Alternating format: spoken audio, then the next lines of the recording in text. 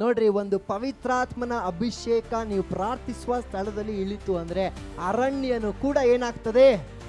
ತೋಟವಾಗುವುದು. ಈಗಿನ ತೋಟ ಆಗಿನವರಿಗೆ ಅರಣ್ಯವಾಗುವುದು. ಹಲ್ಲೆಲೂಯ. ಯಾರು ನಿಮ್ಮ ಮುಂದೆ ಬೀಗಿ ಸಂತೋಷ ಪಡ್ತಾ ಇರ್ತಾರೆ ನೋಡ್ರಿ, ಒಂದು ವೇಳೆ ಅಭಿಷೇಕ ನಿನ್ ಮನೇಲಿ ಬಂತು ಅಂದ್ರೆ ಅವರ ತೋಟ ಅರಣ್ಯವಾಗ್ತದೆ, ನಿನ್ನ ಅರಣ್ಯ ತೋಟ ಆಗ್ತದೆ. Hallelujah, hallelujah. ನಮ್ಮ ಆಶೀರ್ವಾದ, ನಮ್ಮ ಸ್ಟಾರ್, ನಮ್ಮ ಲಕ್ನ ಚೇಂಜ್ ಮಾಡೋದಕ್ಕೆ ನಮ್ಮ ಫೈನಾನ್ಸು, ನಮ್ಮ ಡಿಗ್ರಿನೋ, ನಮ್ಮ ಎಜುಕೇಶನ್ ಬೇಡ. ಒಂದೇ ಪವಿತ್ರಾತ್ಮನ ಟಚ್ ಸಾಕು. ಹಲ್ಲೆಲೂಯ. ನಿಮ್ಮಲ್ಲೂ ಒಂದು ಪವಿತ್ರಾತ್ಮನ ಚಲನೆ ಉಂಟಾಯ್ತು ಅಂದ್ರೆ ಒಬ್ಬ ಪೇತ್ರ ಎದ್ದೇಳ್ತಾನೆ. ನಿನ್ನೊಳಗಡೆ ಒಬ್ಬ ರೋಗ ಸೌಖ್ಯ ಮಾಡೋ ನಿಧಾನ ಎದ್ದೇಳ್ತಾನೆ.